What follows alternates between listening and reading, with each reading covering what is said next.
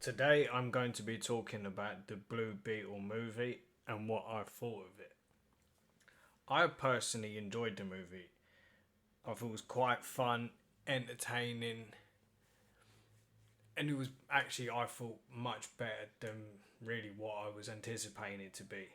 I personally think it's better than some of the last few superhero movies that have come out recently that I've seen. I thought it was better than Thor: Love and Thunder. I thought it was better than Ant-Man 3: Quantumania. It's probably gonna. I'd say it's probably gonna be better than a few other of the movies that will probably come out in the next couple of years. But obviously, that's hard to say. So it'll just be a matter of wait and see. The movie's good. It's good in a way because I like the different aspect of it where it's more family orientated.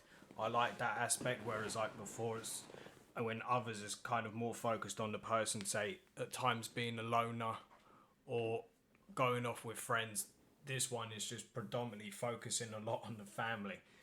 I mean, when I was watching it, I was saying to my friend, I was like, Jesus, if they keep going on about the family more and more and more and keep mentioning it, I'm expecting Dominic Toretto to turn up, and then he's going to end up being the one that's going to save everyone because family. But no, all jokes aside, I like the design of the suit, the Blue Beetle suit that he has. I didn't realize that until we watched the credits that Becky G is doing the voice of the suit. The design I think is really cool. I like the whole aspect of it, the exoskeleton of it. The one of the main villains, the other guy who's got like an exoskeleton suit, which ends up becoming the OMAC. When you see like the end of it, and he's is fully completed if you want. When he was like, oh, now it's kind of perfected. I don't know why, but once it comes fully completed, again, I'm completely skipping the whole movie, going right to the end, and it's completed. I was expecting him to say, oh, now the suit's perfect, and it's like, okay. And the first thing that popped in my head was Dragon Ball Z, where Cell absorbs both androids and becomes perfect. But the design of the OMAC suit at the end, when it's fully completed after taking the DNA from the scarab of the Blue Beetle suit, that design looks so familiar. Like I've seen it before in I can't remember if it was another video game. Sorry, not a video, in either a video game or a movie. And for the life of me, I can't quite place where I've seen it before. You know, it starts off obviously. You've got your regular Joe from say just a regular background, or I wouldn't say he's from a poor back. Well, he's not really. Is he from a poor background? Fuck, I've forgotten. I only watched the movie yesterday. So he's not obviously from a well off background. The family have been struggling. He's gone off. I I didn't real. I pointed it out to my friend who didn't realize until you see it later. You see it a bit later on what college he's gone, or what university he's gone to, and he's gone to Gotham University, which I thought was which I was kind of surprised at, but I guess probably he might have in the comics. I'm not 100% sure. I've never seen it. It was a movie that when it was advertised, I thought, oh, okay, this looks good. I never actually realised it was a DC movie until much later on.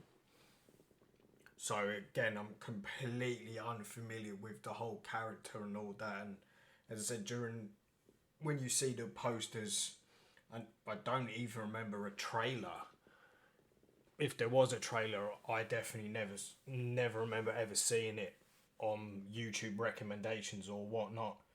So the advertisement wasn't, to me in the UK, wasn't very good because there was hardly any showing of it. It might have been maybe advertised on TV, but that I don't know because I don't watch TV anymore because that's an appalling sack of shit.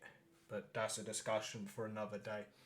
Yeah, we had posters at bus stops, possibly on the trains, no idea, on the sides of buses. So I don't think the advertisement in the UK was too good. But besides that, so as in like he goes off to Gotham University, leaves the family behind. Again, as I said, the family are not dirt poor, but I guess they're barely keeping their head above water. They're barely surviving. I mean, yeah, when he comes back, he finds that the family are losing the house. They've lost the family business, which is a car mechanic business, if I'm not mistaken. Like car mechanics and car, I wouldn't say car restorations. Maybe it is. Again, I can't remember, which is quite bad because I only watched it yesterday. But as I said, no, it is mechanics. But him, obviously, again, you know, you do get it. It's not obviously the writer's fault, the director's fault, or anyone's fault, but you do obviously get your regular cliche stuff. It's like, oh, you know, you come from a not say like a terrible background, that you come like from, I guess, a poorer background, and then eventually you're gonna get out, make it big, become rich, save everyone, rescue the family, restore the family house, bring back the business and make it in, you know, into a massive, well-respected business. That thankfully doesn't happen, which I'm actually kind of glad. That again, I'm gonna mix and match this with going in and out to different pieces of going from the beginning of the movie to the end and putting it in all random order. So this is all gonna sound like a complete clusterfuck, but that's my own fault because I do struggle to do this by myself. You do see later on that due to the fight that Jamie has, you know, the family has, as a that he has with Carapax, you know, the family's home ends up getting burnt down. Okay, you don't see, but I guess at the end of the movie where Jenny Cord turns up and goes on about the family home, I guess, you know, she's going to use her billions to have and all that to restore the family house, probably make it an even bigger house, it'll probably be in the local area that they are in Keys. You know, they're probably going to turn into like a mini mansion or something. I guess so, because that's usually how that stuff goes in, you know, in kind of like superhero movies or other stuff to that extent. Yeah, you don't actually see it, but it's basically implied that, you know, she's going to use her money, resources and wealth and all that to rebuild the family home. So I'm glad they do lose the home and you don't actually see it brought back. Yes, they lose their mechanical business. I'm glad again you don't get to see that brought back and turn into, say, a well-respected, massive business that's generating millions. That it kind of keeps them how they are, and it's like, look, at the end of the day, it's now going to be down to them to rebuild their lives and start all over again. Yes, Jenny will probably be dipping in and out, using her money, resources, connections and whatnot to help them. Then again, the way the family are in the movie, I suspect that they'll take it to a certain extent, or that they'll take maybe her connection, maybe the money, but a lot of it they'll probably use themselves and their local community, which you see at the end, where they'll come in to basically rebuild everything. It's kind of, oh no, that's, I was gonna say it's kind of different, but the family aspect, yeah, I enjoy it. Can it be probably a little cliched? I guess so, but that happens with a lot of this stuff, so I can't completely knock it, because a load of people end up doing the same thing, following the whole common rhetoric and cliched stuff of how like these movies or TV shows tend to go. His sister, she's an interesting character. Does she really bring a lot to the table? No. I think probably out of his whole family, the best character is definitely his nana, definitely his uncle Rudy. You know, because he comes across. You know, obviously, he's like a conspiracy theorist. Like they make him out to be like in a way like a conspiracy theorist nut job, but you know, at least he's well prepared for things in terms of what's not really what's going to happen, but due to him being the way he is later on, where they have to kind of go in to get the key that they need to, if I remember, to get the scarab out of Jamie's, because it when he opens the box that he's given by Jenny, when she ends up finding out what her aunt Victoria, played by Susan Sarandon, who I actually thought was actually a very surprising addition to not DC, but superhero films in general. I was not expecting an actress like Susan Sarandon to be in it, but I thought she's a great addition, fantastic actress, and I think she plays quite a good villain in the movie. But when like Jenny goes to her and her father and aunt's company, or is it her dad's company that her aunt ends up coming into? I can't quite remember, but I think it's their company. You know, she has majority control, and in the beginning, it's kind of like, oh, you know, Jenny's portrayed as kind of like not really a rich spoiled brat, but she's kind of like, oh, you know, you're only where you are because of your dad. You know, if it wasn't for your dad, you wouldn't be where you are. And when in retrospect, that is true. I'm not saying that she's not her own. I'm not saying she's not fully capable of doing her own thing and running the business the way that she wants to, but also honouring, as she says, like the legacy of her father. Because when she eventually becomes the new CEO of the company, because her aunt's killed by chiropractors at the end. Again, should she really be in that position? I'm gonna say no. She's just kind of coattail with her father that she thinks is dead, but you know, lo and behold, he isn't dead. Never, you know, it's not like I didn't see that fucking coming. Surprise, surprise. But you know, as I said, she's in that position. Should she be in that position and ended up in a new CEO of the company just because of, you know, who her father is? No. Is she? I guess a bit of she's not eccentric. I wouldn't say she's a spoiled brat. Should she, does she really offer a lot? No. Character's okay. Doesn't offer a lot as far as I'm concerned. You know, you don't get a lot from her other than, you know, she's constantly getting poor Jamie caught up in shit that he never intended to. I mean, at the end of the day, right, the poor cunt ends up in a situation like this. His family loses their family home. And was his dad, yes, his dad dying. Okay, that bit of the movie, seeing his dad eventually, you know, having a cardiac arrest, going down and dying, to me, that hit me too hard. I could feel the tears coming on. I was trying not to cry, so I had to fight that back.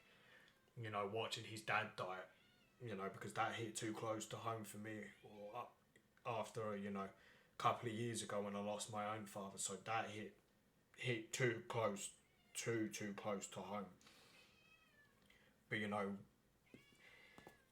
was he eventually going to have a heart attack at some point? Probably. Was it brought on due to the shit that Jenny caused? 100%. In a way, her actions of getting poor Jamie involved. I mean, the poor bastard just wanted a job so he could help out his family, save the family home, and then maybe get the business back and, you know, get the business back and try to give the family something to do. You know, get what they know back and get their income coming back in. So, you know, to think that everything that he goes through, everything that him and his family go through in the whole movie is due to her meddling and kind of like, you know, she can't keep her nose out. Does she have the right intentions? It's debatable. I can understand where she's coming from. Should she have just let her aunt get on with it? Probably. At the end of the day, you know, crazy rich billionaires are always going to do crazy stupid shit. Get alien technology, you know, billionaires and governments are always going to... Again, it happens all the time in this type of stuff, but it would probably happen the same thing in real life. We're going to get governments go, oh, we've got alien technology. What do we do with it? Let's murder everyone with it. It's the fucking thing. It's to me, it's just a prime another example of governments across the world. Again, I'm divulging a little. Is governments across the world should never be allowed to have technology from outer space. Alien technology, again, if we're going to get into the aspect of are aliens real, so we'll use this as a hypothetical. Aliens are real. Aliens have made contact with Earth. You know, alien technology's there. Somehow humanity ends up making a deal with the aliens. Fuck knows how that's going to go. We end up getting alien technology. What's the first thing governments are going to do? Weaponize it. First fucking thing they'll do is they'll have the military so far up, you know, generals in the military will be so far up politicians' asses they couldn't do shit without the military knowing about it. And they'll be like, right, we've got alien technology. Let's try and harness it, use it for ourselves to make our own species better. No, fuck it, weaponize it, let's kill each other. You know, it's a fatal fucking flaw that in reality more than likely would happen is we're going to use it and kill each other. But again, I've divulged way too much from what I was originally talking about into something that's completely different for another time. But again, yeah, it shows you that whether it's governments or in Victoria Court's case, crazy billionaires, they shouldn't be allowed to have this shit, because what's the first thing she does is she starts weaponizing things. What's she going to do when she gets the scarab? Weaponize it. Who does she turn to? The military. I mean, fuck me. It's a bit cliched, but hey, when realistically, again, slightly divulging again, is use the technology. How could we maybe extend human life? How could we take the healing factor that the scarab has when it selects a host? It does everything it can within its ability, because it's like I wouldn't say it's not AI. It's like it's with sentient. But I wouldn't say it's AI. No, can't think. You know, so the scarab does whatever it can to keep its host alive. Again, it has a healing factor. So if we were to get a hold of, say, something like that, it's right. How do we somehow break the code of it to end up getting that healing factor to then end up distributing it to the masses? But obviously we don't live in an ideal world, because the first thing that would happen is, right, we harness it, we use it, and we charge fucking thousands for it and end up making a shit ton of money while screwing over everyone, because the first thing that will be given to is the rich and famous, unimportant people like politicians, and again, the masses would be fucked. But again, I'm kind of getting off topic. Yes, his reaction to having the scarab, I mean, the way it gets into him is questionable, because it goes up his arse. I mean, it went up there fucking quick. I mean, you see the size of the scarab, and I mean, fuck me, that thing's quite. That's quite a chunky thing. That's a hefty size. It's quite long, and oh boy, is it wide, and it goes inside of him quite quickly and very easy. I mean, the thing violated him in ways you never want to be violated, but hey, there's no technical law against it because it's alien, so what are you gonna do about it? Complain to its creator? There's a hey buddy, your creation here just violated my ass. I mean, there's fuck all you can do about that, because one, you're never gonna probably find the creator, and two, no law against it. So alien technology up your ass, I guess. Is his reaction perfectly valid? Fuck yes. Is he shit scared? Fuck yes. But at the end of the day, everyone would be. Anyone would be like, oh, no, I wouldn't. No, you would. Oh, no, I wouldn't react like that. You would. Because that thing just... As I said, the suit is cool. The whole fucking thing of it is cool. Whereas like he later has he has quite a big fight with Carapax later on. When he's there trying to like get weapons and all that.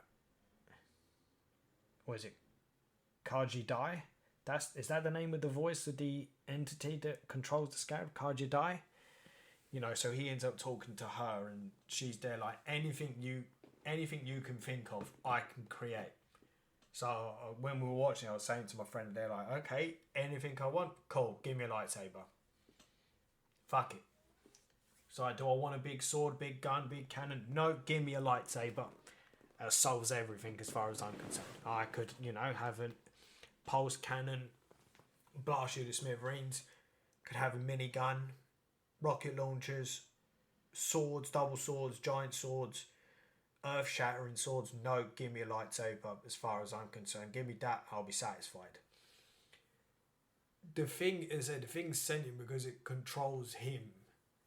Before it fully integrates itself into him and every cell within his body, it takes full control. I think the action scenes in the movie are done quite good. The violence, it's not really violent, but the fight scenes I think are really cool. I think they're done really well, and probably some of the better fight scenes in a movie. Especially like a comic book movie, like a superhero movie, there's definitely some of the better fight scenes that I've seen in comparison to a lot of the other recent movies. So I think they've done a good job with that. As I said before, like his nana, his uncle, as far as I'm concerned, in my opinion, are the best two characters. He's got that crazy conspiracy theorist uncle that more than likely most of us have. His nana, she doesn't look as old as probably what she is, because they're a Mexican family. She was part of she was part of the revolution, because they bring that up, and when they go off, when later on where Jamie gets taken by Carapax, brought to Victoria so they can harness the DNA of the scarab, so she can use it to put into Carapax, so it fully completes him and the OMAC. So then she ends up using it for the rest of the exoskeleton suits that she's created to create, a basically superhuman, practically an invincible army of freaks, so to speak. I mean, it kind of. It's not nowhere near similar, but it kind of reminds me like the way it is, and the kidnapping, not of him, but I mean of him, him getting kidnapped and all that. The whole thing, the exoskeletons, the super soldier aspect of it. It reminded me of Halo with the Spartan project.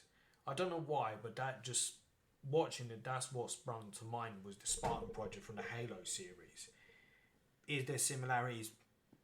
Very minute. Is it anywhere the same? No, but as I said, the similarities are quite minute. God, I'm struggling to do this. No surprise. What else? Again, the whole cliche thing is boy meets girl, boy saves girl, or girl saves boy, they fall in love, blah, blah, blah, blah, blah. It gets boring.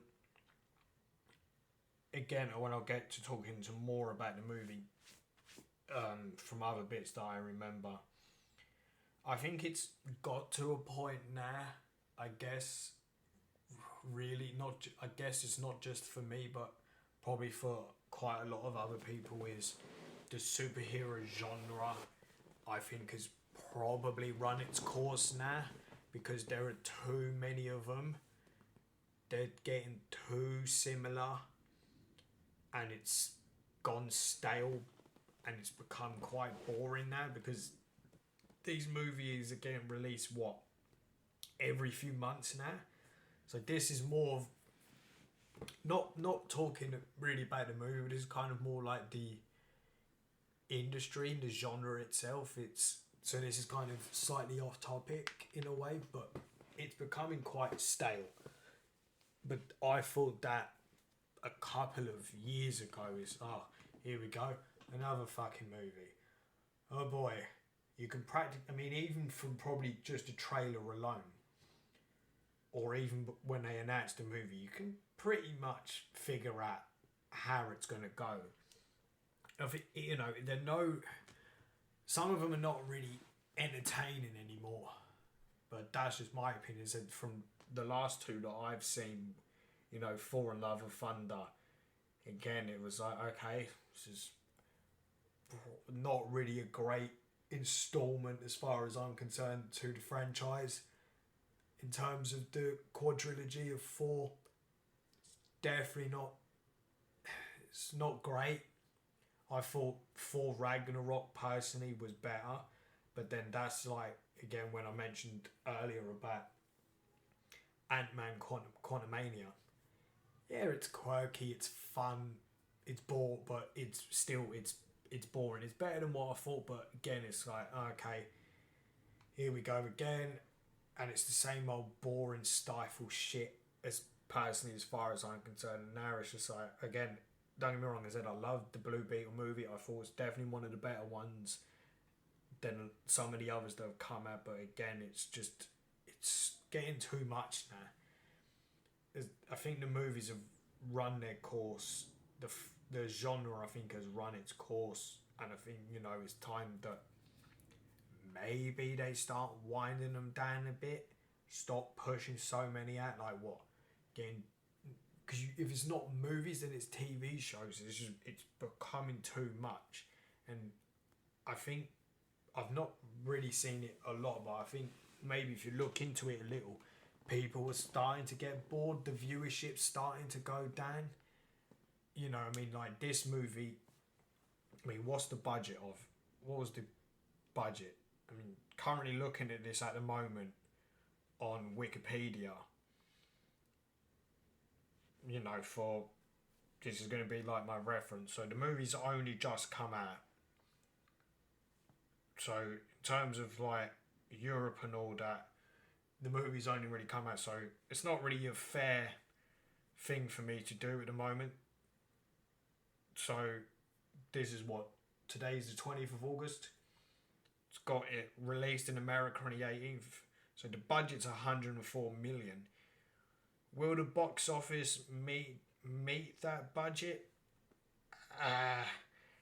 Again, I've jumped the gun way too early because the movie's only just released, but probably if you look at some of the other movies that have come out, you know, they've probably had big budgets of say $200-300 million, and the box office return has probably not been really what the studios have been expecting. And I'd say that's because some of them, you know, it's the same old boring shit. You know, it's like how many movies you've got from both Marvel and DC, where you get to a certain point, and what do you see? A giant fucking blue sky beam, and it's like, holy Christ!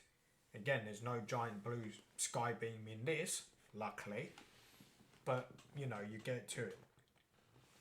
The blue Beetle suit, I want one.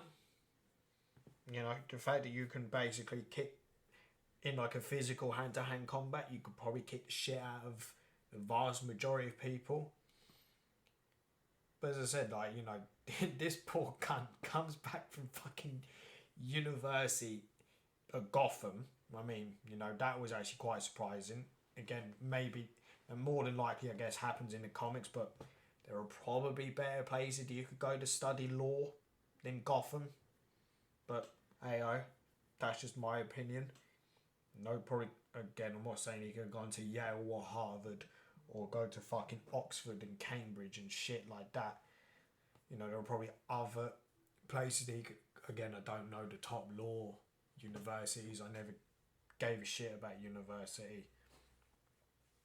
So, as I said, the Gotham bit I thought was quite surprising. What else? Yeah, as I said, his whole life basically goes tits up because he couldn't get a job because Jenny's too focused on trying to stop her aunt from pushing that more military stuff and weaponizing the company, as opposed to trying to use the company, which I think from what her father wanted to do was give back to the community and help to improve local communities, as opposed to making the rich richer and, you know, just giving governments and militaries another fucking ingenious way to kill each other. You know, but that's again a bit different. I'd like them to actually do not a movie, maybe like a mini series, probably of Jamie's nana and her past of her being a revolutionary, because fuck me, she's cool.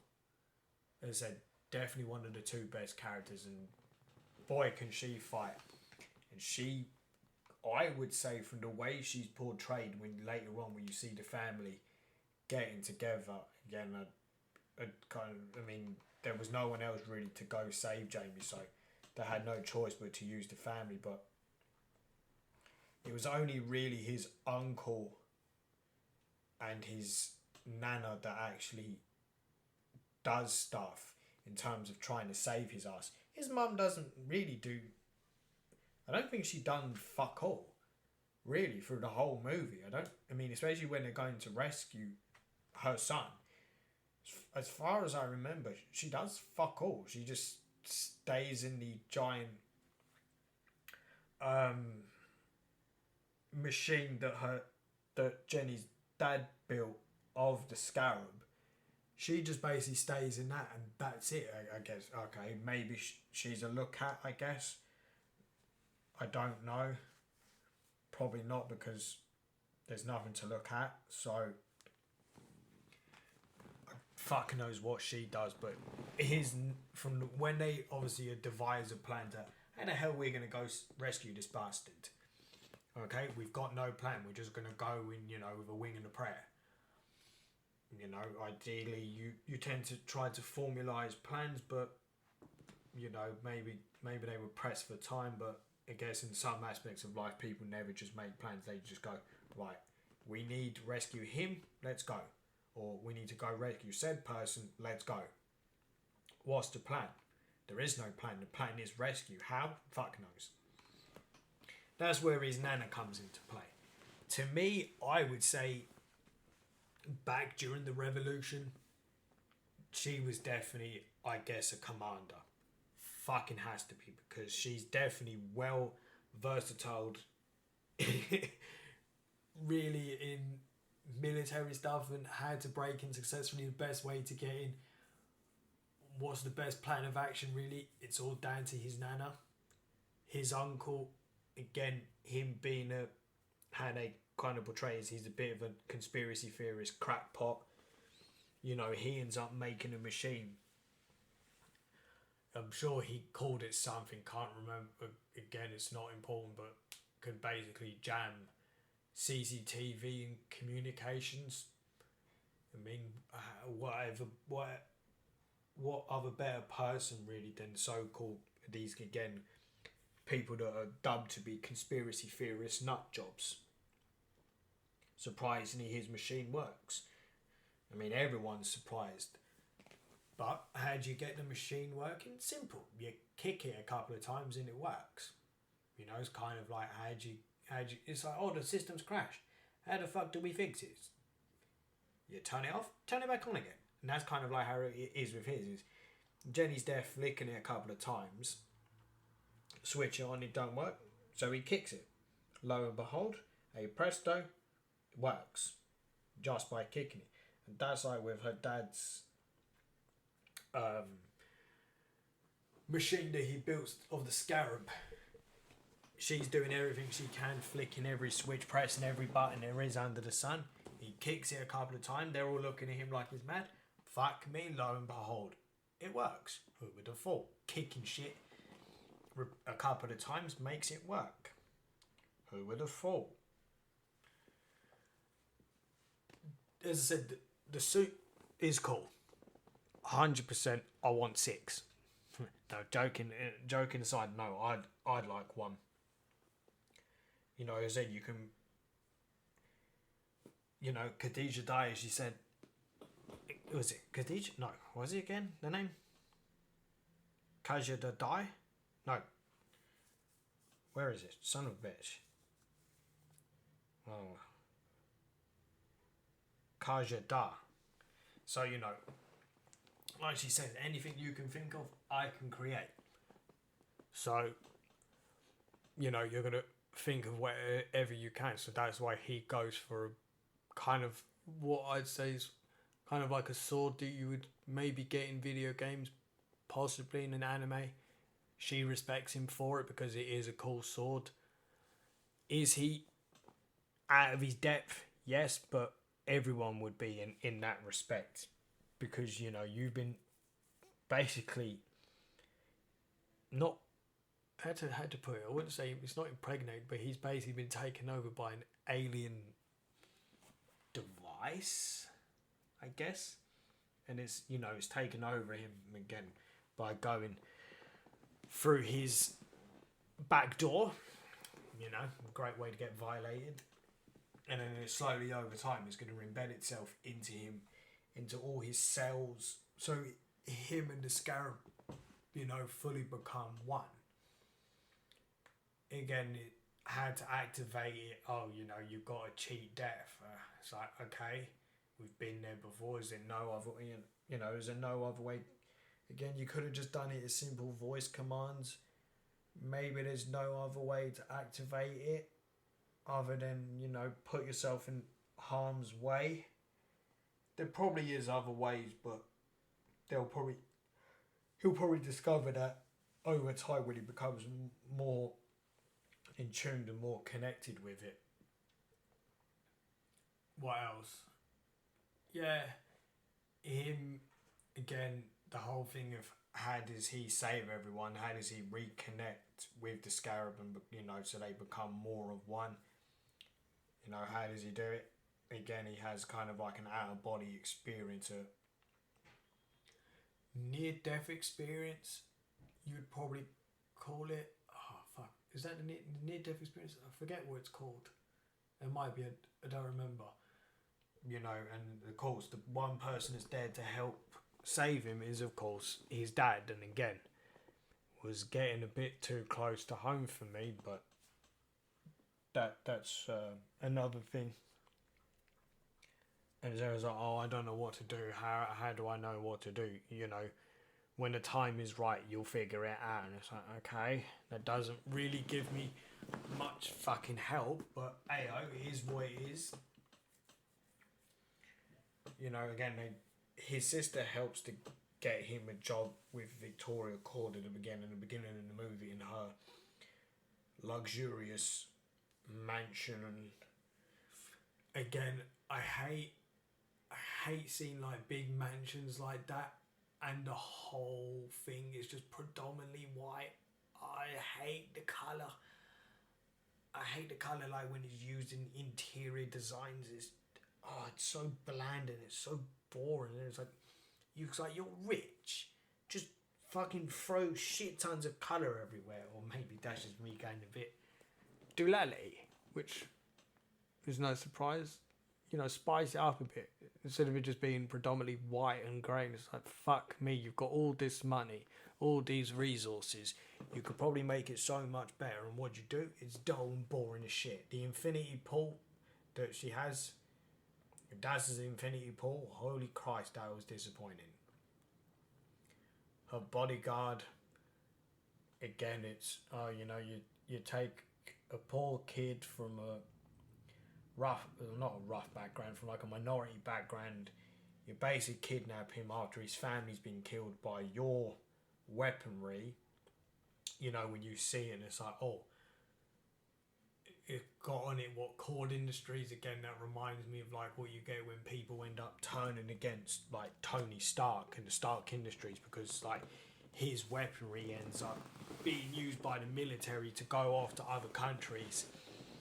You know, say during invasions, or again, if there's a rebellion, said country, whether it's the government or the rebellion, end up buying your weapons and then using it.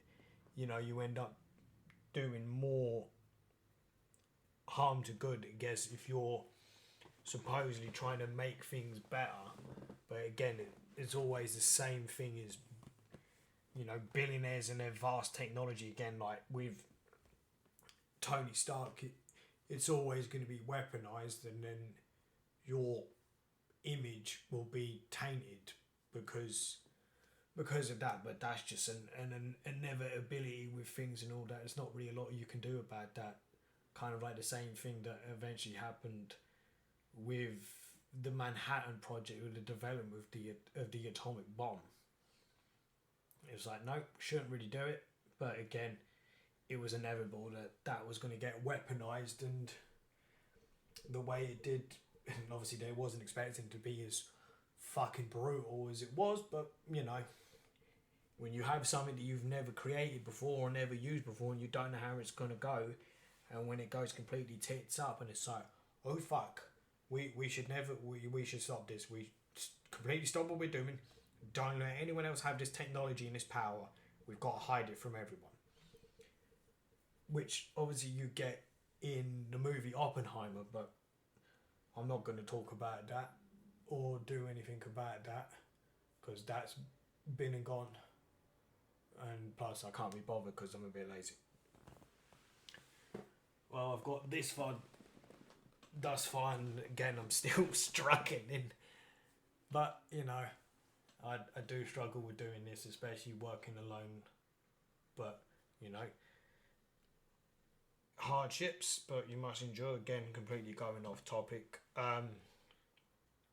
Getting back to the movie, when you see Jamie, like when obviously he's got the suit and all that, and the suit's reconfiguring itself, and obviously connecting with its host, and he obviously goes flying. The whole thing of the way you see him flying and all that, and the way they've done it, completely reminded me of Dragon Ball. The way he was going off, it reminded, as he was flying, you see like the air going by him, and with the blue, it reminded me either Goku or Vegeta in Super Saiyan Blue. Just the way that he was flying through and all that. Again, it probably was a bit more realistic, but with the blue and all that, it was definitely Super Saiyan Blue, 100%. But that was something else that I picked up during the movie. It was there, it's like, oh, you know, take that anger, channel that anger, and turn that anger into power. And it's like, he's just a dude with an alien fucking suit. He's not a Saiyan. And when it was like, you know, channel that, which you see him do later on. Him and Caraprax have their big climatic fight later on, and he starts using that anger, and then you see him start powering up. It's like, fuck me, he's about to turn Super Saiyan. That's completely what reminded me. It's like, use your power, turn that anger into power. So it's like, yeah, but he's a dude with an alien alien technology that's taken over him. You know, he's not a Saiyan, for fuck's sake. But again, that's just a minor little thing that I noticed and thought was kind of funny. Oh God, what else is there? But there's not really much I can say this time because there isn't much else to really discuss. Will there be a sequel to this movie? Yes, because they basically hint at it, and I think this is kind of another one in the beginning of, is it James Gunn's DC universe?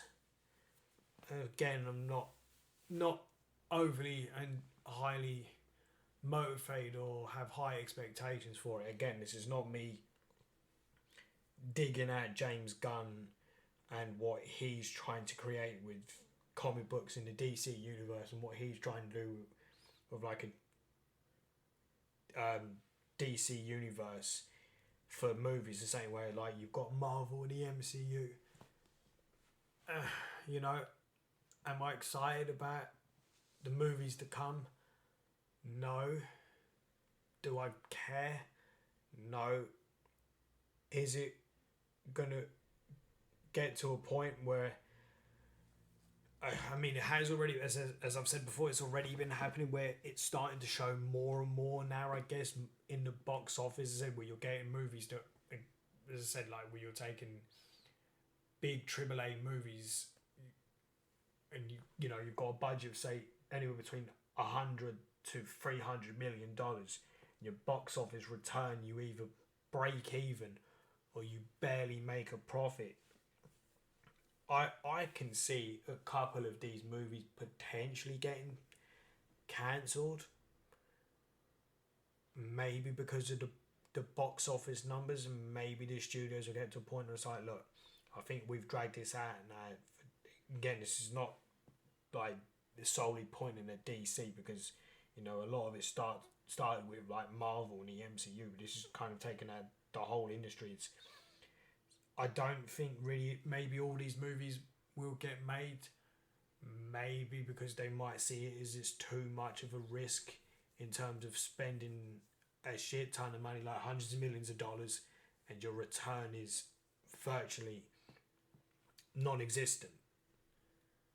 As I said, you know, there probably is, but I can't think of it because I haven't looked it up. Where you said you've probably got a budget of $150 million and your return has been 200. Your box office has been like 200 million. You've only made a profit of 50 million.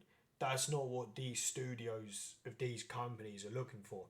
They're like, right, we'll go at, say your budget's 150 million. We're expecting a return of, say, like 700 million. I mean, let me see if I can take another example that's not related to superheroes, but we'll take, say, Barbie.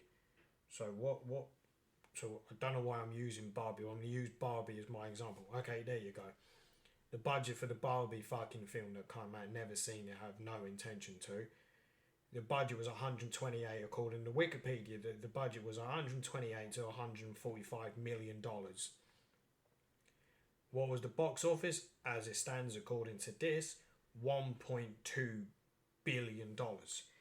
That's kind of like, again, the studios are not going to expect that from all the movies, but they're going to expect quite good returns.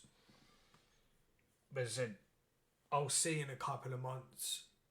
What are we in August?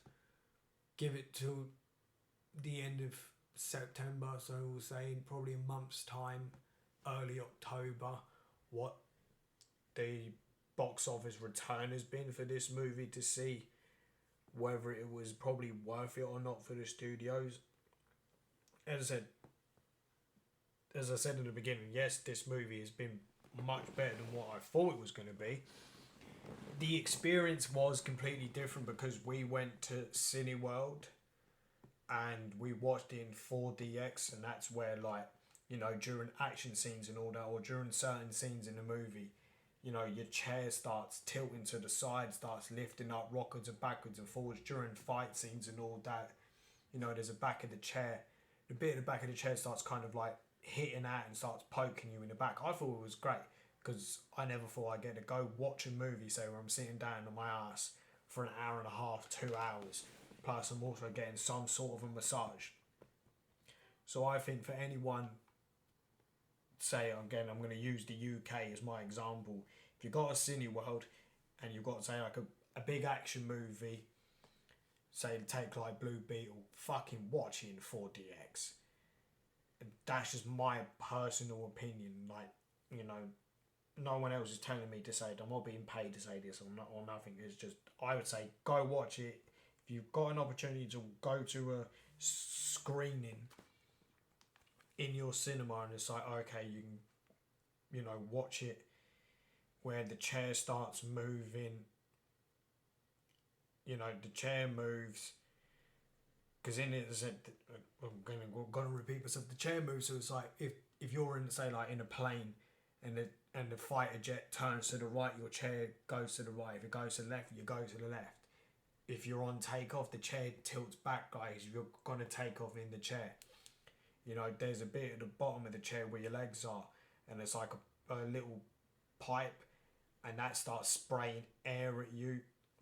There's a water effect, so if they say like there was only one, I think, in the whole Blue Beetle.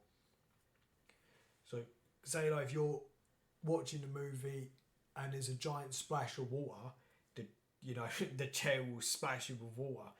You know, when there's like gunfights and all that, the back of the chair where your head is kind of sprays out bits of air, and like again, it's just, to me, I thought that whole experience again of the movie was quite good. And as I was saying to my friend, I said if they can figure out where you get these chairs and, you know, the chair moves, sprays water at you in air and moves and tilts and all this shit, starts prodding you in the back during fight scenes. If they can figure out how to massage my ass at the same time, then I think it'll be the greatest thing to ever experience. It was like, okay, you're giving me a massage in the back, you know, you're spraying my legs with air or spraying me with a bit of water and all that. Figure out how to massage my ass so it doesn't go numb, because, you know, you're sitting down for an hour and a half, 2 hours, probably 2.5, anywhere between hour and a half to 3 hours watching the movie. Your legs go numb, you know, massage my legs a bit. Predominantly massage my backside. I need that thing done because, you know, the body can only take so much damage during watching a movie. But again, this has got nothing to do with the movie. This is just a personal thing. But again, it doesn't relate anywhere whatsoever. It was just, this is the experience that I had when we went to see the movie. I think that's it. There's not really much else to say. I said, yeah, I like the family aspect. I like that it's different in a way. Are there cliched things about it? Yeah, but, you know, that's to be expected because that's kind of how a lot of these TV shows or movies go. Is this is it. You know, if it ain't broken, don't try and fix it.